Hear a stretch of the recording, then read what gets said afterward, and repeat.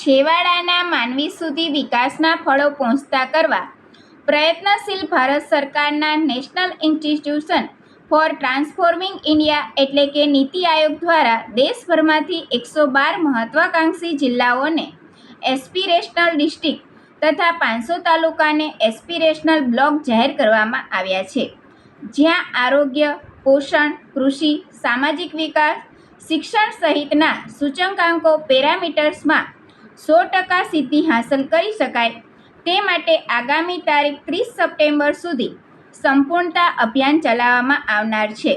ગુજરાતના 10 જિલ્લાના 13 તાલુકા પૈકી સુરેન્દ્રનગર જિલ્લાના સાયલા તાલુકાનો મહત્વાકાંક્ષી તાલુકા તરીકે સમાવેશ કરવામાં આવ્યો છે.